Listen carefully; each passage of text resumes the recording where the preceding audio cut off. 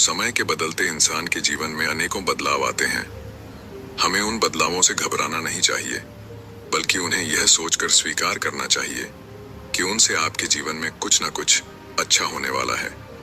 दोस्तों, जो इंसान अपने आप को जीत लेता है वह जिंदगी में कहीं मात नहीं खाता, चाहे कैसा भी समय आ जाए।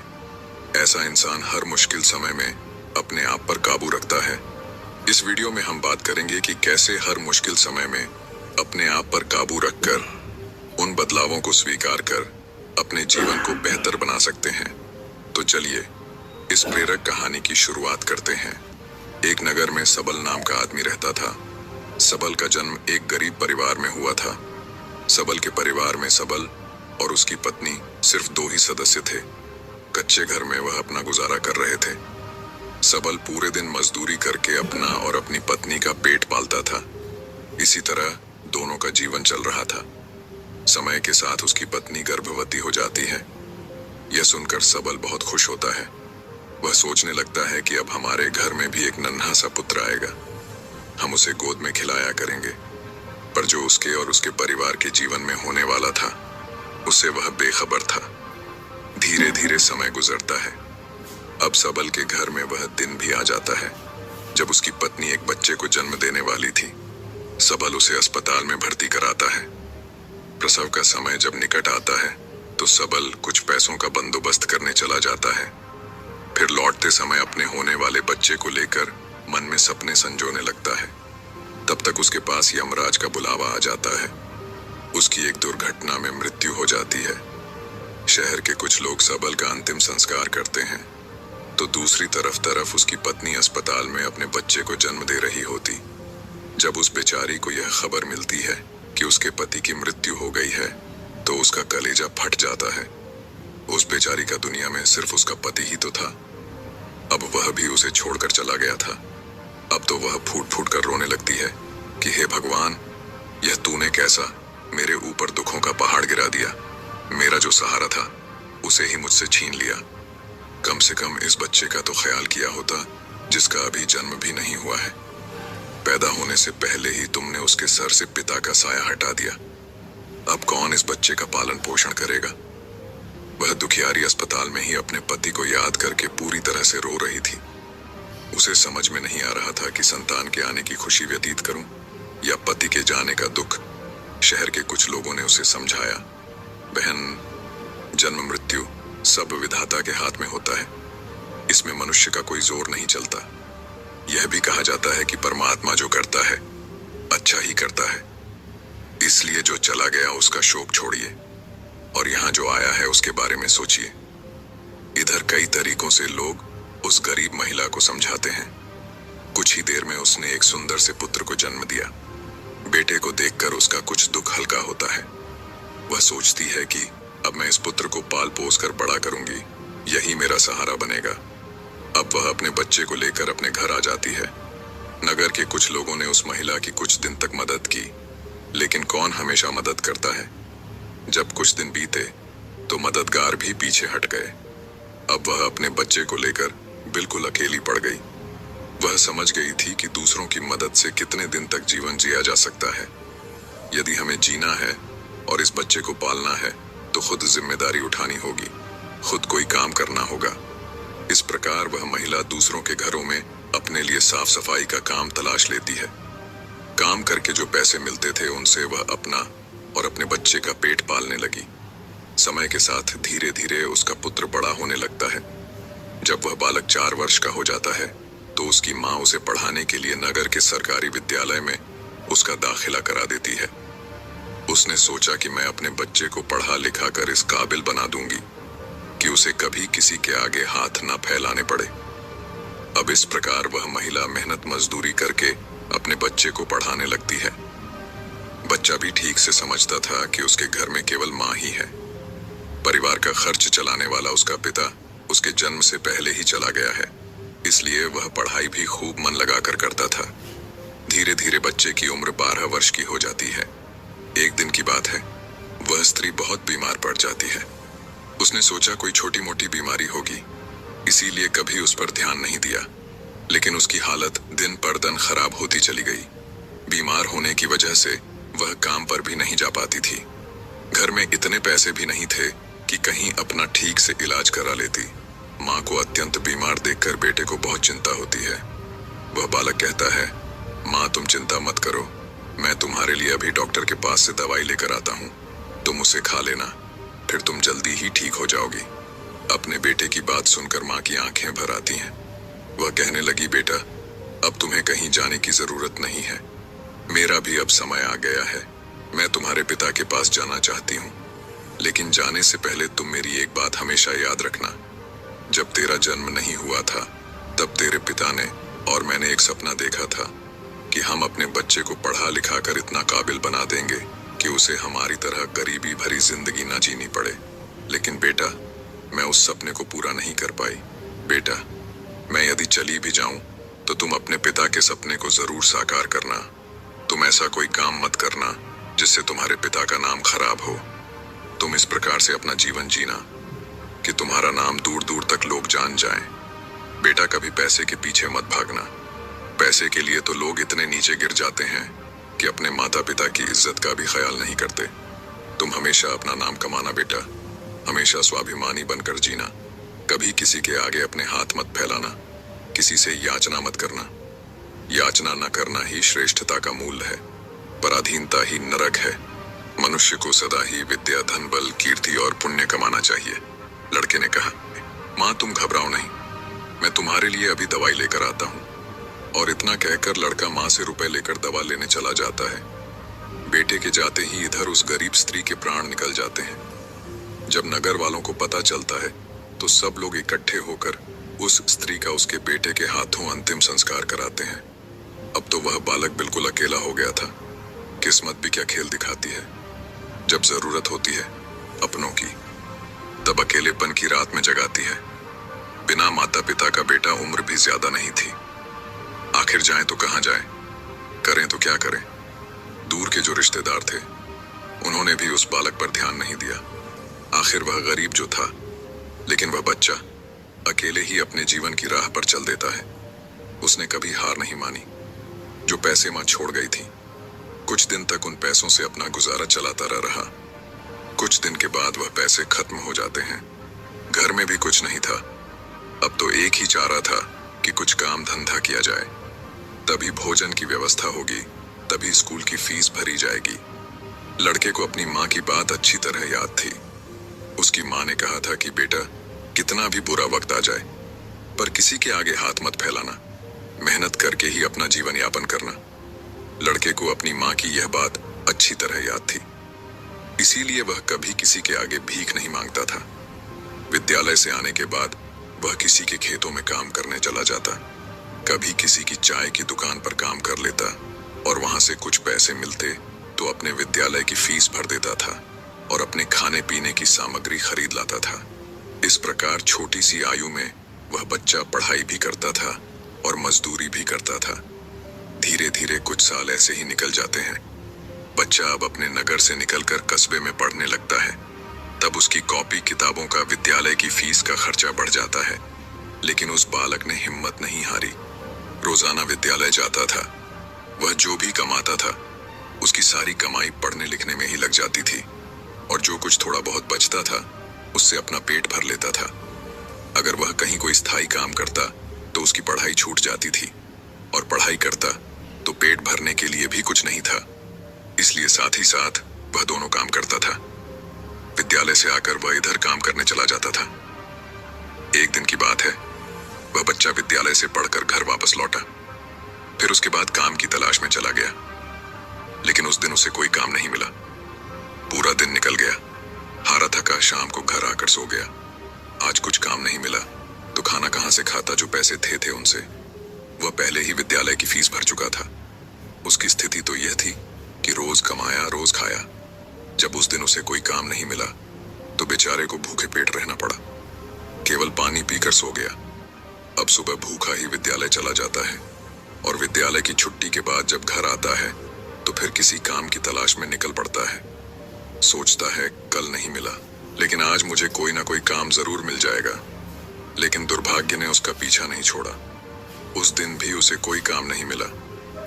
आज उसे फिर भूखा पेट सोना पड़ा। भूख अब उसे ज्यादा बेचैन कर रही थी।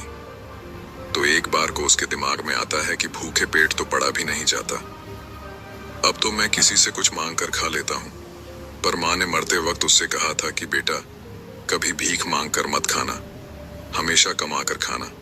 लड़का भी बड़ा स्वाभिमानी था। किसी से मांगने की उसकी हिम्मत नहीं हुई। सोचता था चाहे कुछ भी हो जाए, पर भीख मांग करके नहीं खाऊंगा। अगर मैंने भीख मांगना शुरू कर दिया तो लोग मुझे भिखारी कहने लगेंगे। भगवान ने पेट दिया है तो कहीं ना कहीं से इसके लिए भोजन भी देगा। अब लड़का उस दिन भी भूखा रहता है। सुबह जब सोकर उठता है तो भूख के मारे चक्कर आने लगते हैं। अभी उसकी उम्र ही कितनी थी, भूख की मार वह कैसे सह सकता था। कुछ बड़ा होता तो 2-4 दिन काट भी लेता। अब आज वह विद्यालय भी नहीं गया। सोचा आज मैं सुबह से ही काम पर जाता हूँ, काम मिल जाएगा तो भोजन कर लूंगा, फिर अगले दिन के लिए तैयार हो जाऊंगा। अब तो काम की तलाश में वह इधर उधर भटकता है। उसकी आंखों के सामने ने अंधेरा छा रहा था। अब तो उससे चला भी नहीं जा रहा था। फिर एक पेड़ के नीचे बैठकर सोचने लगता है कि अगर इस समय मुझे भोजन नहीं मिला तो मेरे प्राण निकल जाएंगे। मुझे कुछ ना कुछ तो करना ही होगा। अब एक बार फिर से उसके मन में भीख मांगने का विचार आता है, लेकिन उसकी अंतरात्मा फिर मना कर देती है कि तू गरीब है, भिखारी नहीं। भीख मांगेगा तो फिर भीख मांगने की आदत पड़ जाएगी और तू भिखारी बन जाएगा। काफी देर तक लड़का इन्हीं प्रश्नों में उलझा रहता है। फिर उसके दिमाग में आया कि भीख मांगना अलग बात है और मदद मांगना अलग बात है। मैं किसी से भीख नहीं मांगूंगा, पर मदद तो मांग सकता हूँ। भीख मांगना तो वह है जो मांग कर और फिर लौटाया नहीं जाता, पर मदद मांगना वह है जो आप कभी भी लौटा सकते हो। लड़के ने सोचा कि मैं आज किसी से मदद मांग लेता हूँ, जब मुझे काम मिल जाएगा तो मैं लौटा दूंगा। अब लड़का वहां से चलता है तो उसे नगर के बाहर एक बड़ा सा घर दिखाई देता है। लड़का उस द्वार पर जाकर द्वार को खटखटा है। तब घर के अंदर से एक महिला निकलती है। महिला ने द्वार पर देखा कि एक 10 वर्ष का बड़ा ही उदास सा मासूम सा लड़का खड़ा है। पहले तो वह महिला उस लड़के से पूछती है कि बेटा, तुमने दरवाजा क्यों बजाया, क्या कुछ काम है? लड़का दोनों हाथ जोड़कर कहता है, माँ जी, मैंने दोपहर के समय आपको तकलीफ दी, इसके लिए क्षमा चाहता हूँ। तब वह महिला पूछती है, बेटा क्या तुम्हें कुछ चाहिए? मैं तुम्हारी क्या मदद कर सकती हूँ? वह महिला भी एक बच्चे की माँ थी, इसलिए ममता का भाव उसके शब्दों में था। उस महिला के पूछने पर एक बार तो लड़के के मन में ये आया कि चलो इन माँ जी से मैं कह ही देता हूँ कि मैं 2-3 दिन से भूखा हूँ और भोजन न मिलने के कारण बहुत परेशान हूँ। लेकिन उसके स्वाभिमान ने उसे रोक लिया और वह भोजन की जगह पानी मांग बैठा। कहने लगा, माँ जी, मुझे बहुत जोर की प्यास लगी थी, इसीलिए दरवाजा खटखटाया था। क्या एक गिलास पानी मिल सकता है? लेकिन वह महिला बहुत समझदार थी। उसने जब लड़के को देखा तो वह समझ गई कि बालक बहुत भूखा है। वह कहती है, बेटा तुम कुछ देर रुको, मैं तुम्हारे लिए पानी लेकर आती हूँ। वह महिला घर के अंदर जाती है और अपनी रसोई से एक गिलास दूध और कुछ लड्डू लेकर द्वार पर आती है और दूध से भरा गिलास उस लड़के को दे देती है। लड़के ने जब गिलास पकड़ा तो उसमें दूध था। दूध को देखकर लड़का खुश हो जाता है। लड़का मन ही मन उस माँ को दुआएं देने लगता है। महिला ने उसे पहले लड्डू खाने को दिए और कहा, बेटा दूध गर्म है, तुम पहले लड्डू खा लो, जब दूध ठंडा हो जाए तब पी लेना। लड़का जब उस महिला को देखता है तो उसे ऐसा लगता है जैसे उसकी ही माँ उसे यह दूध पीने को दे रही है। मन ही मन सोचता है, कितनी अच्छी माँ है, मैंने एक गिलास पानी मांगा था और यह दूध ले आई। उसने समझ लिया कि मैं भूखा हूँ। लड़का आराम से बैठकर लड्डू खाता है और दूध पीता है। तब वह स्त्री कहती है, बेटा क्या तुम्हें और कुछ चाहिए? लड़का सोचने लगता है कि इस दूध के बदले में मैं इस माता को क्या दे सकता हूँ। मेरे पास तो कुछ भी नहीं है। दूध पीने के बाद लड़का कहता, माँ जी, मैंने आपसे पानी मांगा और आपने मुझे दूध पिलाया, इसके बदले में मैं आपको क्या दे सकता हूँ? महिला ने कहा, बेटे मैंने तुम्हें दूध इसलिए नहीं पिलाया है ताकि तुमसे बदले में कुछ ले सकूं। महिला कहने लगी, बेटा तुम्हारा चेहरा देखकर लग रहा था कि तुम बहुत भूखे हो, तो मैंने सोचा कि पानी की जगह दूध ही पिला देती हूँ, इसलिए मैं तुम्हारे लिए दूध ले आई। लड़के ने फिर कहा, नहीं माँ जी, आप इसके बदले में मुझसे जरूर कुछ मांगिए, मैं आपको अपनी हैसियत के हिसाब से कुछ जरूर दूंगा। लड़के की बात सुनकर महिला सोचती है, यह लड़का बड़ा स्वाभिमानी है। वह लड़का बार बार उससे मांगने की बात करता है। तो वह महिला उसका मन रखने के लिए कह देती है कि बेटा, मैंने यह दूध पिलाकर तुम पर कोई एहसान नहीं किया है। फिर भी यदि तुम मुझे कुछ देना चाहते हो तो तुम मुझे एक वचन दो कि जिस प्रकार आज मैंने तुम्हारी मदद की है, इसी प्रकार तुम भी जब कभी मदद करने लायक हो जाओ तो किसी जरूरतमंद की मदद कर देना।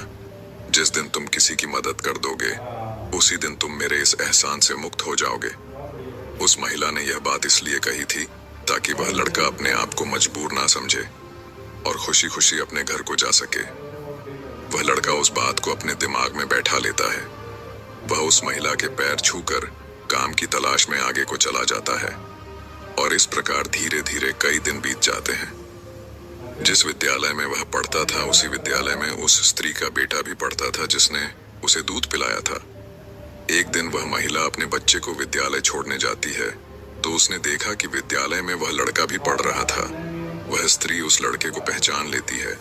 उसने विद्यालय के मास्टर जी से जाकर पूछा कि वह बालक कौन है, तो मास्टर जी ने उसे बताया कि उस बालक का नाम रमण है और वह बिना माता पिता का बेटा है। छोटी सी आयु में ही उसके दोनों माता पिता गुजर गए थे। यह जानकर उस महिला को बड़ा दुख होता है।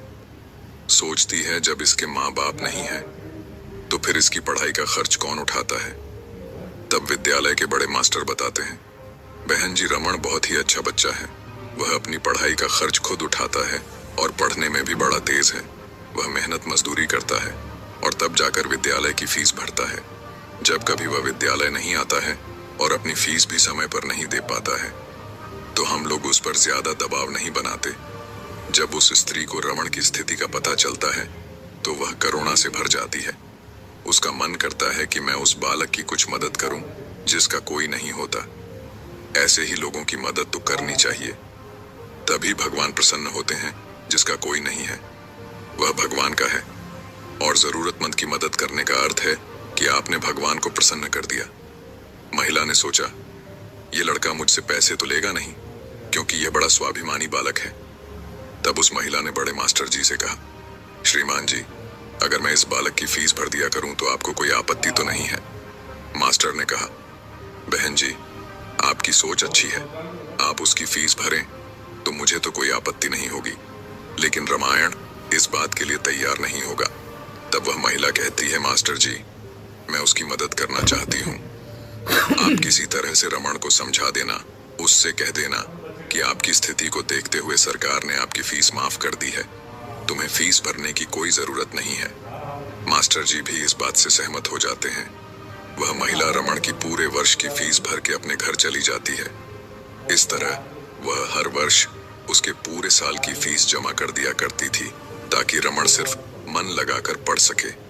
अब तो रमण पूरा मन लगाकर पढ़ता था और अपने खाने पीने के लिए किसी दुकान पर काम कर लेता था। दोस्तों, दूते को तिनके का सहारा ही बहुत होता है। उस महिला के थोड़े से प्रयास से संकेत की अच्छी खासी मदद हो गई। वह अब खूब मन लगा करके पढ़ता था। इसी तरह कुछ वर्ष और बीत गए। अब आगे की पढ़ाई करने के लिए संकेत को शहर में जाना पड़ा। सोचा, शहर में रहकर मैं कोई छोटी मोटी नौकरी कर लूंगा और अपनी पढ़ाई भी करता रहूंगा। इस बात का पता उस महिला को तब चलता है जब वह उसकी फीस भरने के लिए विद्यालय में जाती है। वह महिला जब रमण की फीस जमा करती है तो मास्टर जी बताते हैं, बहन जी, रमण तो आगे की पढ़ाई करने शहर चला गया है। अब आपको उसकी फीस जमा करने की कोई जरूरत नहीं है। उस महिला ने जब यह सुना तो सोचने लगी, कोई बात नहीं, भगवान ने मुझे उसकी मदद करने का इतना ही समय दिया होगा। हे भगवान, उस बालक पर दया दृष्टि बनाए रखना, वह जहां भी रहे खुश रहे। इस प्रकार वह स्त्री अपने घर लौट आई और अपने घर गृहस्थी की दुनिया में व्यस्त हो गई। दोस्तों, उधर रमण शहर में जाकर अपनी पढ़ाई करने लगा। खर्चा चलाने के लिए उसने एक नौकरी तलाश कर ली। इस प्रकार 25 वर्ष बीत जाते हैं। ना तो संकेत कभी उस महिला से मिल पाता है और ना वह महिला कभी संकेत से मिलती है। उस महिला का बेटा भी अब बड़ा हो गया था। उसका बेटा एक व्यापारी बन गया था। वह स्त्री तो पहले से ही अपने घर से संपन्न थी, ऊपर से उसका बेटा व्यापार करके खूब धन कमाता था। उस माँ का बेटा भी बड़ा संस्कारी था। वह भी अपनी माँ को बहुत प्यार करता था। एक दिन उसकी माँ बहुत बीमार पड़ जाती है। शाम को जब उसका बेटा घर आता है तो वह अपनी माँ की हालत को देखकर बेचैन हो जाता है। वह अपनी माँ को अस्पताल में भर्ती कराता है। जांच में पता चलता है कि उसकी माँ को कैंसर है। वह लड़का डॉक्टर से कहता है, डॉक्टर साहब, आप मेरी माँ का अच्छे से इलाज कीजिए, पैसों की बिल्कुल चिंता मत करना। तब डॉक्टर कहते हैं, भाई तुम्हारी माँ को कैंसर की बीमारी है और कैंसर का इलाज बहुत महंगा होता है। छोटे मोटे अस्पतालों में इसका इलाज भी नहीं होता है। इसके लिए तुम्हें किसी बड़े शहर में जाकर किसी बड़े अस्पताल में इसका इलाज कराना होगा, और बड़े अस्पताल का मतलब है कि खर्चा भी बहुत अधिक होगा। बेटे ने कहा, डॉक्टर साहब, मैं अपनी माँ को ठीक करने के लिए कुछ भी कर सकता हूँ। आप मुझे बस कोई रास्ता बताइए। मैं अपनी माँ का इलाज कहाँ करा सकता हूँ? तब डॉक्टर उसे बड़े शहर जाने की सलाह देते हैं। डॉक्टर बोले, बड़े शहर में कैंसर का हॉस्पिटल है। यदि वहां का इलाज तुमने पूरा करा लिया तो तुम्हारी माँ इस रोग से बच सकती है, नहीं तो तुम्हारी माँ के प्राण संकट में पड़ सकते हैं। यह सुनकर लड़का घबरा जाता है। वह डॉक्टर साहब से शहर वाले डॉक्टर साहब का नंबर और पता लेकर अपनी माँ को शहर ले जाता है। उसकी माँ तो उसे बहुत मना करती रही कि बेटा तुम मुझे कहाँ ले जाओगे, इतना पैसा कहाँ है हमारे पास।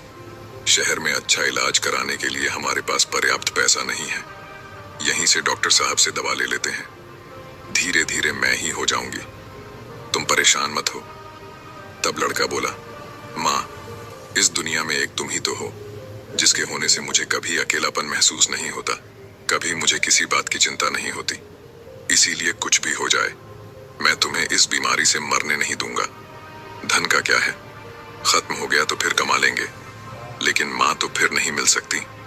इस प्रकार लड़का अपनी माँ को शहर लेकर जाता है। जिस डॉक्टर से उसकी माँ का इलाज होना था, वह डॉक्टर साहब उस समय अस्पताल में नहीं थे। वह किसी मरीज को देखने के लिए विदेश गए थे।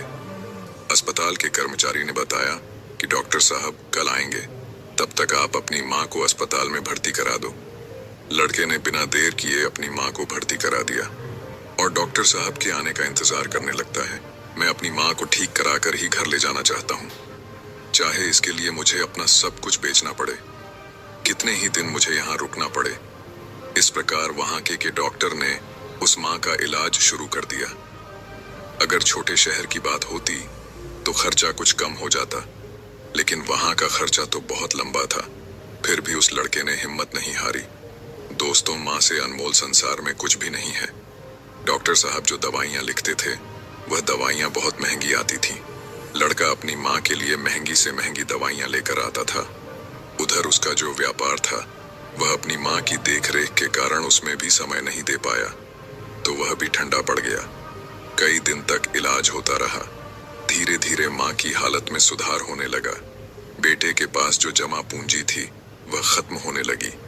इधर माँ को जब पता चलता है कि बेटे के पास अब पैसे नहीं रहे, तो माँ कहती है, बेटा तुम इतनी महंगी दवाइयाँ क्यों ले रहे हो?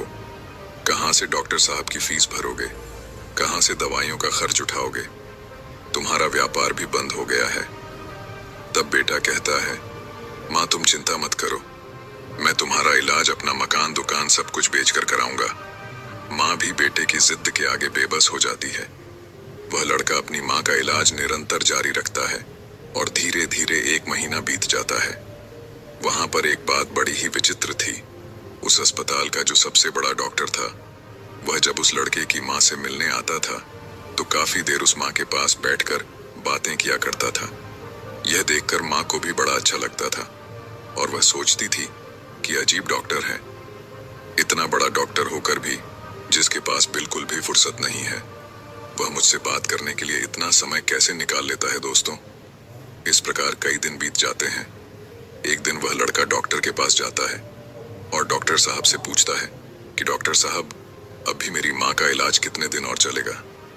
डॉक्टर साहब उसे सारी बात बताते हैं कि भाई आप चिंता मत करो, आपकी माँ पूरी तरह से स्वस्थ हो चुकी है। मैं भी संतुष्टि के लिए एक बार जांच और करा लेता हूँ।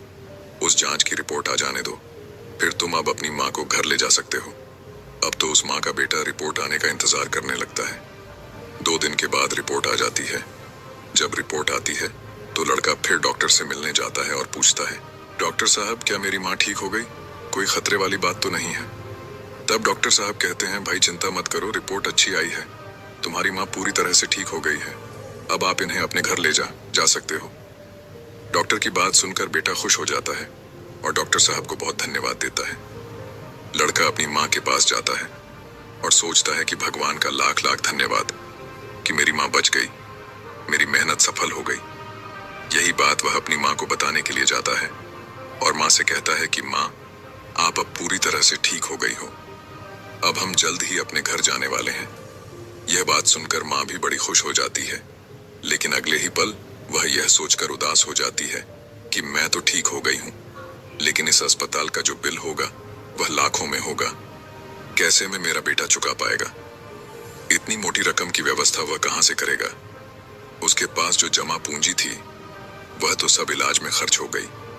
माँ को उदास देखकर बेटा समझाता है, माँ, तुम क्यों उदास होती हो? मैं अपना सब कुछ बेचकर आपके इलाज का बिल चुका दूंगा। घर मकान तो बाद में भी बना लूंगा, इसलिए माँ, तुम्हें इन बातों की चिंता करने की कोई जरूरत नहीं है। बेटा अपनी माँ को बहुत समझाता है, मगर माँ तो माँ होती है, उसका अपने बेटे के लिए चिंता करना स्वाभाविक था।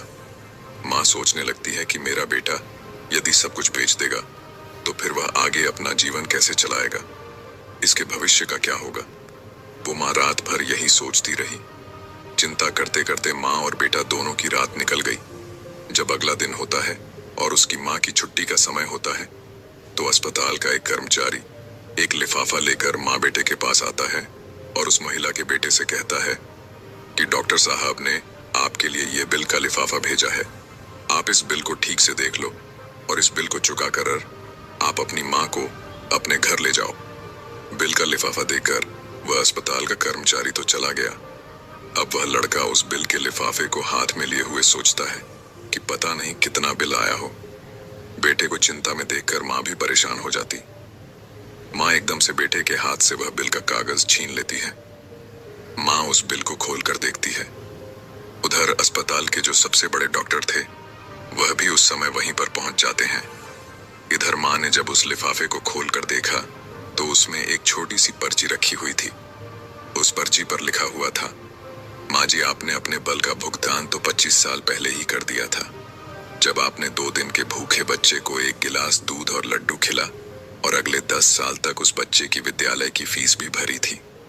पर्ची को पढ़ते ही महिला की आंखें फटी की फटी रह जाती हैं। जब उस माँ का बेटा पूछता है, माँ, डॉक्टर साहब ने कितना बिल दिया है, तो माँ उस पर्ची को अपने बेटे को देती है। बेटा जब उसे पढ़ता है तो वह भी हैरान रह जाता है। लड़का अपनी माँ से पूछता है, माँ, क्या आप डॉक्टर साहब को पहले से जानते हो? डॉक्टर साहब से आपकी जान पहचान कब हुई थी? तब माँ कहती है, बेटा, मैं इन्हें पहले से नहीं जानती हूँ, अभी पता चला है। बेटे ने पूछा, फिर इसमें 25 साल पहले की घटना क्यों लिखी है? तब माँ कहती है, बेटा, 25 साल पहले जब तुम बहुत छोटे थे तब तुम्हारी उम्र का एक छोटा सा लड़का भरी दोपहरी में हमारे घर के द्वार पर आया था। वह भूखा प्यासा था। उसने मुझसे 1 गिलास पानी मांगा था। मैंने बच्चे को देखा तो मैं समझ गई कि वह भूखा है, इसीलिए दूध और लड्डू लाकर मैंने उसे खाने को दे दिए। वह कई दिनों से भूखा था। उसने दूध तो पी लिया, पर वह मुझसे कहने लगा कि माँ, तुम्हारा यह ऋण मैं कैसे चुका पाऊंगा। तो मैंने उसका मन समझाने के लिए कह दिया था कि जब तुम बड़े हो जाओ, मदद करने लायक हो जाओ, तो तुम भी किसी जरूरतमंद की मदद कर देना।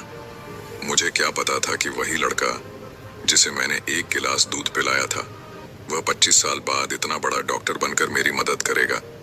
लोग तो आज लेकर कल को भूल जाते हैं, लेकिन उस बच्चे ने मेरा वह एहसान अभी तक याद रखा है। मैं इस बात को सोचकर बहुत हैरान हूँ कि डॉक्टर साहब ही वह बच्चा है। इधर माँ बेटे आपस में बातचीत कर रहे थे, उधर वह डॉक्टर साहब उनके पीछे खड़े होकर उनकी बातें सुन रहे थे। उनकी आंखों में आंसू थे और बचपन का वह समय उन्हें याद आ गया जब वह भूखे प्यास से उस माँ के द्वार पर पहुंचे थे। डॉक्टर साहब आगे बढ़कर उस माँ को प्रणाम करते हैं और माता जी के पास बैठ जाते हैं। कहते हैं, माँ, आपके कहे हुए शब्द आज भी मेरे कानों में गूंजते हैं। मैंने आपके उन्हीं शब्दों को अपना संस्कार बनाया। मैंने अपनी जिंदगी में बहुत दुख देखा है, लेकिन कभी हिम्मत नहीं हारी। मैं आपका बहुत बड़ा कर्जदार हूँ। यदि आप मेरे विद्यालय की फीस नहीं भरती तो आज मैं इतना बड़ा डॉक्टर नहीं बना पाता। माँ, यह आपकी ही देन है। मैंने तो आपको उसी दिन अपनी माँ मान लिया था, जिस दिन आपने ममता भरी छाव में बैठाकर मुझे भूखे को दूध पिलाया था। इतना कहने के बाद डॉक्टर साहब वह सारे पैसे लौटा देते हैं जो माँ की दवाई में खर्च हुए थे और बूढ़ी माँ के चरणों में अपना सर रख देते हैं। वह माँ डॉक्टर साहब को उठाकर अपने सीने से लगा लेती। डॉक्टर साहब और बूढ़ी माँ की आंखें आंसुओं से भरी हुई थीं। जब यह दृश्य अस्पताल के सारे लोग देखते हैं तो सब देखकर हैरान रह जाते हैं। सबकी आंखें नम हो जाती हैं। दोस्त, ये 4 बातें जो भी व्यक्ति समझ लेगा वह कभी गरीब नहीं रहेगा। पहली बात, मनुष्य को जीवन में आने वाले परिवर्तनों से घबराना नहीं चाहिए, बल्कि उन्हें यह सोचकर स्वीकार करना चाहिए कि उनके जीवन में कुछ और अच्छा होने वाला है। इन परिवर्तनों से मनुष्य बहुत कुछ दिखता है और वह सही राह पकड़ लेता है। जो अपने साथ हुई घटनाओं से टूट जाता है वह कभी आगे नहीं बढ़ पाता। दूसरी बात, अंधेरा चाहे कितना ही घना हो, एक छोटा सा दीपक उससे मिटा डालता है। उसी तरह अगर जीवन में कुछ अंधेरा आ जाए तो ज्ञान रूप दीपक से अंधेरे को मिटाकर सही रास्ता ढूंढा जा सकता है। ज्ञान वह निधि है जो रंग से राजा बना देती है, टके को सही मार्ग दिखा देती है। तीसरी बात, आप दूसरों का भला कीजिए, दूसरों पर दया करिए। तुम्हारा भला अपने आप होता चला जाएगा। आपको अपने जीवन में अगर किसी की मदद करने का सौभाग्य मिले तो जरूर करना कहते हैं। डूबते को तिनके का सहारा बहुत होता है। आपकी छोटी सी मदद से किसी का जीवन ही बदल सकता है। आपका छोटा सा योगदान किसी के लिए वरदान हो सकता है। मुसीबत में पड़े तो घबराना मत। जब एक रास्ता बंद होता है तो 10 खुल जाते। जीवन में निखार तभी आता है जब मनुष्य दुख और मुसीबत की भट्टी में तपता है। कष्ट सहन करने के बाद ही मनुष्य को अनुभव मिलता है और यह अनुभव बहुत काम आता है।